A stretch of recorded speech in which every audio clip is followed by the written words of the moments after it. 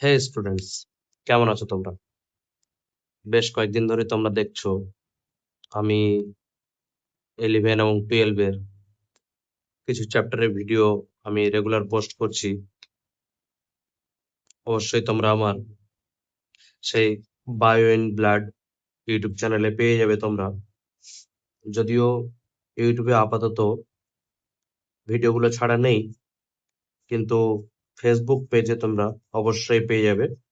Bio in blood chapter পেজে, Facebook পেজে তোমরা পেয়ে যাবে। সেখানে ইতিমধ্যে আমি হিউম্যান রিপ্রোডাকশন ক্লাস 12 এর বেশ কিছু চ্যাপ্টার দিয়েছি। তার সাথে সাথে ক্লাস 11 এর কোষচক্র চ্যাপ্টারেও কিছু ভিডিও দেওয়া আছে।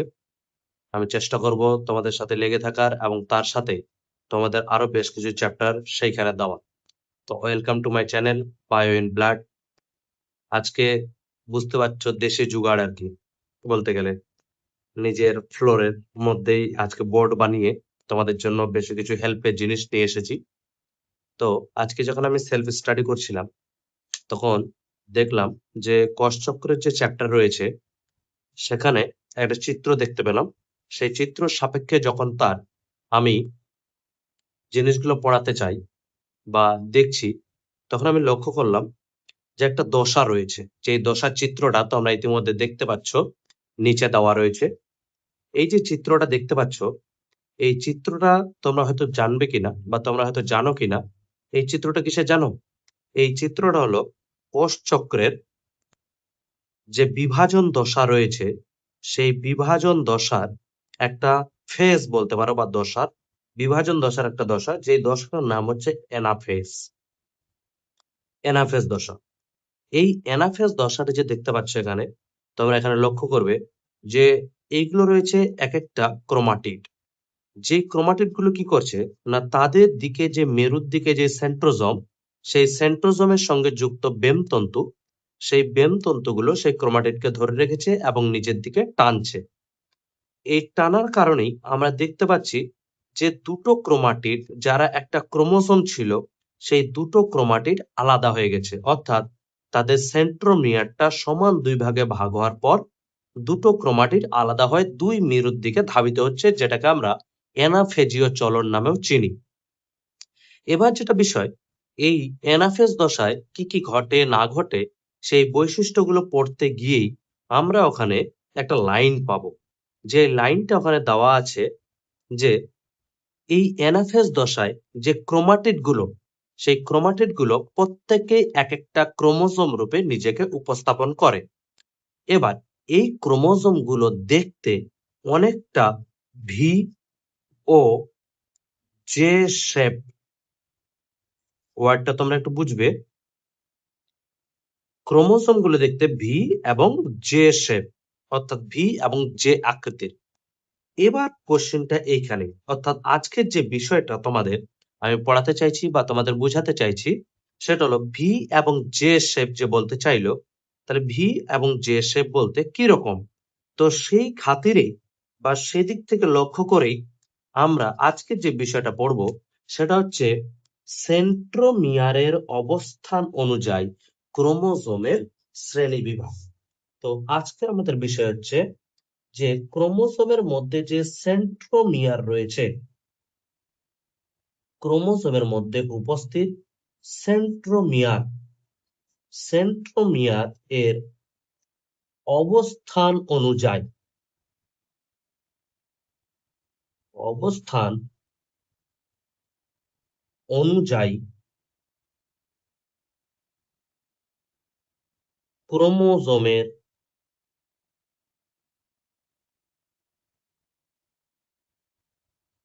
ক্রোমোজোমের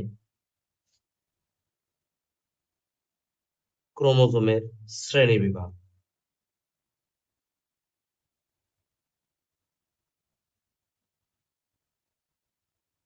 এই বিষয়টা আজকে তোমাদের রয়েছে। এবার যেটা বিষয় থাকে যে এই বিষয়টা আমাদের ক্লাস 10-এও ছিল। ক্লাস 10-এও ওখানে দেওয়া ছিল যে সেন্ট্রোমিয়ারের অবস্থান অনুযায়ী ক্রোমোজোমের শ্রেণীবিভাগ। সেখানে আমরা দেখেছিলাম বিভিন্ন শেপের পেয়েছিলাম, কিন্তু তখন আমরা বুঝতে পারিনি কেন। কারণ একটা ক্রোমোজোম যখন দুটো ক্রোমাটিড নিয়ে থাকে, তখন আমরা বুঝতে পারি না যে ওটা কেমন ভাবে ভি শেপ দেখাচ্ছে, কেমন ভাবে জে শেপ দেখাচ্ছে। তো আসলে ওইখানে যে বিষয়টা বোঝাতে চেয়েছিল যে এনাফেজ দশায় যে ক্রোমোজোম গুলো যারা প্রত্যেকে প্রাথমিকভাবে হচ্ছে ক্রোমাটিড, কিন্তু ক্রোমাটিড গুলো নিজেকে একটা পার্টিকুলার ক্রোমোজোম রূপে নিজেকে উপস্থাপন করে।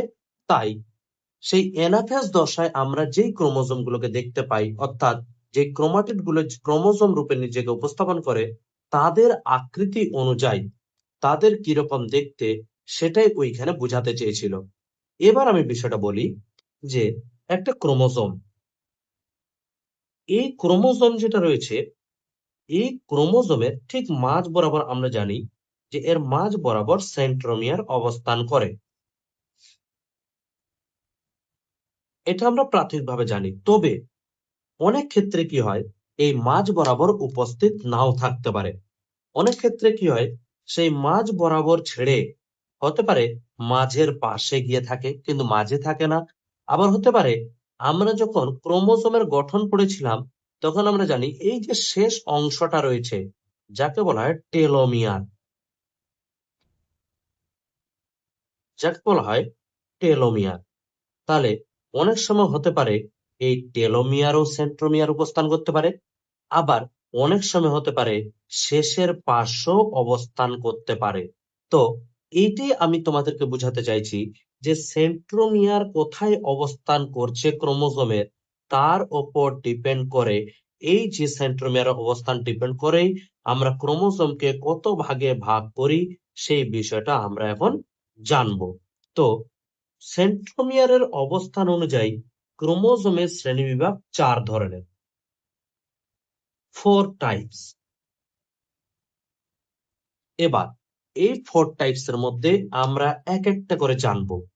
প্রথম যেটা আমরা পড়ব সেটা হচ্ছে মেটাসেন্ট্রিক। মেটাসেন্ট্রিক মেটাসেন্ট্রিক মেটাসেন্ট্রিক কিরকম? মেটাসেন্ট্রিক বলছে যে একটা ক্রোমোজোম রয়েছে,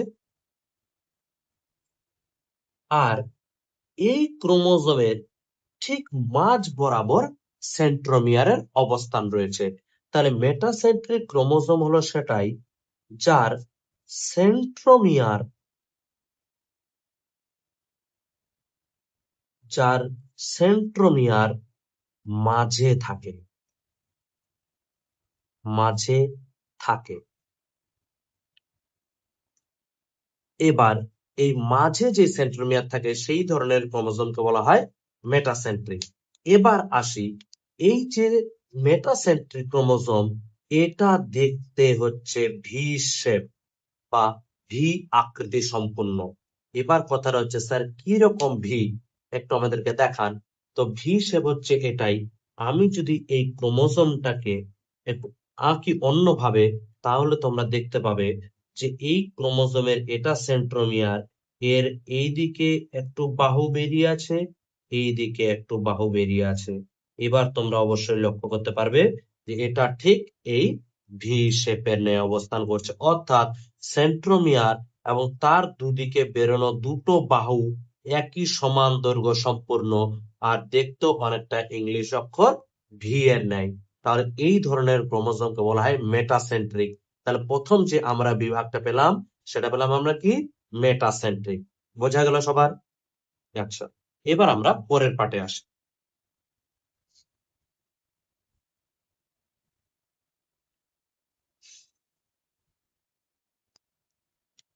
আমরা সেকেন্ড যেটা পড়বো সেটা হচ্ছে সাব মেটাসেন্ট্রিক। সাব মেটা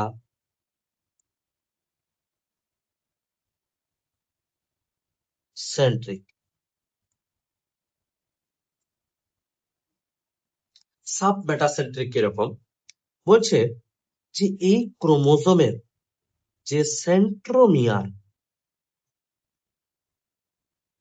এই ক্রোমোজোমের যে সেন্ট্রোমিয়ার, সে অবস্থান করবে মাঝের পাশে। মাঝে নয়, কিন্তু মাঝের পাশে। মাঝের পাশে। আর এই মাঝের পাশে অবস্থান করার জন্য এই ক্রোমোসোম গুলোকে দেখতে অনেকটা ইংলিশ অক্ষর এল এর ন্যায়। এল যেটাকে বলা হয় তার ন্যায় দেখতে এই ক্রোমোসোম সাব মেটাসেন্ট্রিক, যার সেন্ট্রোমিয়ার অবস্থান করবে মাঝের পাশে। কিরকম স্যার? এই ধরেন একটা সেন্ট্রোমিয়ার, আর এই হচ্ছে ওর একটা বাহু, আর যেহেতু মাঝে নয়, তাহলে এই বাহুটা যা দৈর্ঘ্য, আশা করি তার পাশে এই পাশে যে বাহুটা থাকবে তার দৈর্ঘ্য তো একই হবে না, তাহলে তার দৈর্ঘ্য কিছুটা একটু ছোট হবে। আর ছোট হওয়ার দরুন এটা দেখতে অনেকটা ইংলিশ অক্ষর এল এর ন্যায়। তাহলে এই আমরা জানলাম সাব মেটাসেন্ট্রিক, যার সেন্ট্রোমিয়ার অবস্থান করছে মাঝের পাশে, যেটা হচ্ছে কি এল আকৃতির মতো দেখতে, সেটা হচ্ছে এই রকম। বোঝা গেল? এবার আমরা আসবো পরের টাইপসে।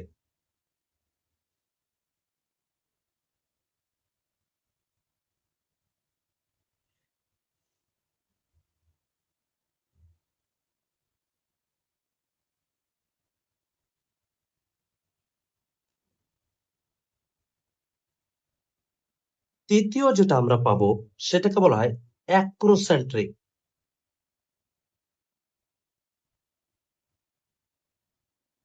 অ্যাক্রোসেন্ট্রিক এরকম বলছে, এর যে সেন্ট্রোমিয়ার বা এই অ্যাক্রোসেন্ট্রিক ক্রোমোজোমের যে সেন্ট্রোমিয়ার, সেই সেন্ট্রোমিয়ার অবস্থান করবে শেষে নয়, শেষের পাশে। তাহলে বলতে পারি আমরা যদি ভালোভাবে বলি, তাহলে টেলোমিয়ারের পাশে। টেলোমিয়ারের পাশে অবস্থান করবে সেন্ট্রোমিয়ার। কোন ধরনের ক্রোমোজোমের? অ্যাক্রোসেন্ট্রিক ক্রোমোজোমের।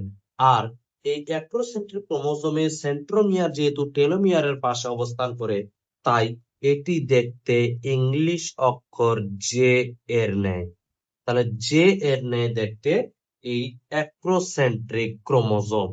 এরকম আমরা জানি যে যেটাকে যদি আমরা লক্ষ্য করি, তাহলে এটা বেশ একটা লম্বা বাহু দেখা যায়, আর তার পাশে ছোট্ট করে একটা পেঁচানো অংশ। ঠিক যেমন আমি যদি এইখানে একটা ক্রোমোজোম আঁকি, তাহলে এই ক্রোমোজোমে দেখতে পাবো আমি যে এইরকম একটা লম্বা বাহু পাবো আমি এই ক্রোমোজোমের মধ্যে। এই যে বাহুটা পেলাম, এবং এর পাশেই আমরা ছোট্ট করে একটা বাহু পাবো। এই যে দেখতে পাচ্ছ তোমরা, এটা হচ্ছে ইংলিশ অক্ষর জে এর ন্যায় এইখানে রয়েছে আমাদের সেন্ট্রোমিয়ার। এই যে, আর তার একটা বড় বাহু আর একটা খুবই ছোট অংশ, যেটা ইংলিশ অক্ষর দেখতে জে এর মতো। তাহলে বোঝা গেল এই ধরনের ক্রোমোজোমকে বলা হবে অ্যাক্রোসেন্ট্রিক ক্রোমোজোম।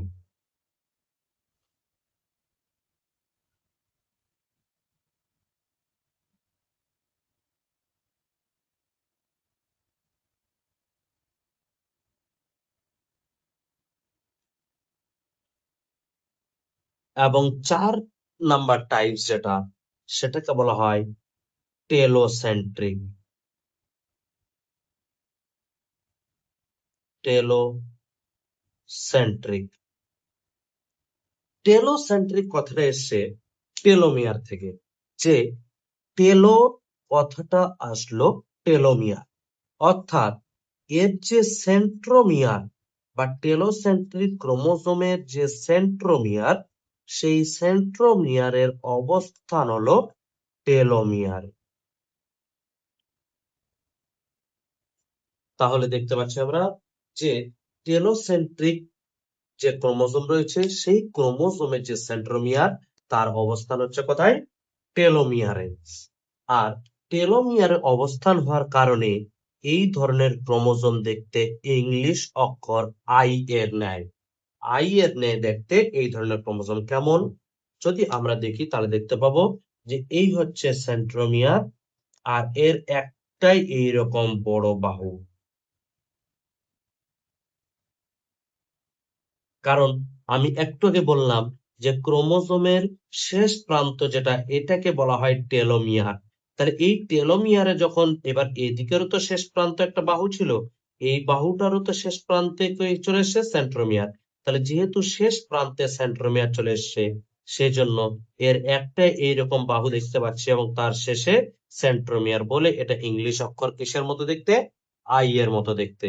তাহলে এই হচ্ছে সেন্ট্রোমিয়ারের অবস্থান অনুযায়ী ক্রোমোজোমের শ্রেণী বিভাগ, যেটা ইতিমধ্যে তোমরা দশম শ্রেণীতে পড়েছিলে এবং একাদশ শ্রেণীতে যে কোষ বিভাজন চ্যাপ্টার রয়েছে সেই কোষ বিভাজনে অ্যানাফেজ দশা যখন পড়বে তখন তোমরা এই জিনিসটা পাবে।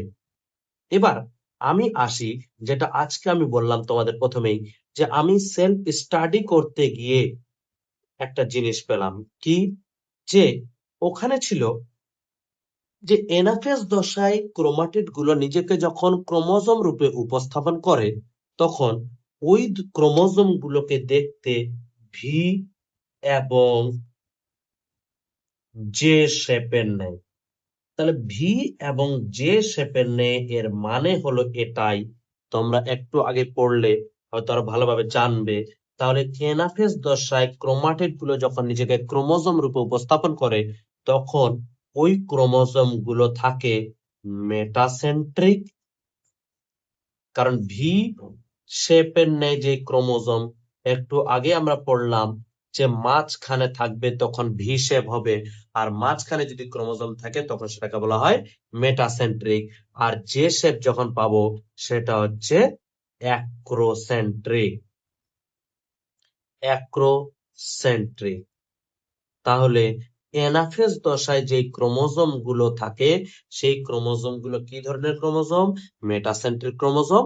আর অ্যাক্রোসেন্ট্রিক ক্রোমোজোম, মেটাসেন্ট্রিক ক্রোমোজোম হচ্ছে দেখতে ভি শেপের ন্যায় আর অ্যাক্রোসেন্ট্রিক ক্রোমোজোম হচ্ছে দেখতে জে শেপের ন্যায়। বোঝা গেল? তাহলে এই হচ্ছে আজকে আমাদের বিষয়বস্তু। এবার আমরা যেই 4 ধরনের টাইপস পড়লাম তার মধ্যে দুটো আমি এখানে উপস্থাপন করলাম, যেটা কোষ বিভাজনে পাবে। আর 3 নাম্বারে যেটা আমি পেলাম আরেকটা, সেটা হচ্ছে কি সাবমেটাসেন্ট্রিক এস এম। আর আমরা যেটা 4 নাম্বারে একটা পেলাম সেটা হচ্ছে টেলোসেন্ট্রিক। তাহলে এই হচ্ছে সেন্ট্রোমিয়ারের অবস্থান অনুযায়ী ক্রোমোজোমের শ্রেণীবিভাগ। আশা করি তোমরা সবাই বুঝতে পেরেছো। আর এটা তোমাদের অবশ্যই ইউজফুল হবে তোমাদের ক্ষেত্রে, কারণ দশম শ্রেণীতে যারা ইতিমধ্যে পড়ছো তোমাদেরও কাজে লাগবে। তার সাথে সাথে একাদশ শ্রেণীতে যারা রয়েছে তোমাদের কোষ বিভাজন যখন চ্যাপ্টারটা পড়বে ওখানে বৈশিষ্ট্যটা দেওয়া আছে যে এইখানে যে ক্রোমোজোম গুলো থাকে সেই ক্রোমোজোম গুলো দেখতে ভি এবং জে শেপের ন্যায়। এবার ভি এবং জে শেপ কি হয়তো অনেকজনে ভুলে গেছো। তাহলে সেইখানে সেন্ট্রোমিয়ার যখন অবস্থান করবে সেই সেন্ট্রোমিয়ার কোথায় অবস্থান করছে ক্রোমোজোমের, সেই অবস্থান অনুযায়ী 4 ধরনের শ্রেণী বিভাগ আমরা পেলাম। তাহলে আজকে এই পর্যন্তই। সবাই ভালো থাকো, সুস্থ থাকো।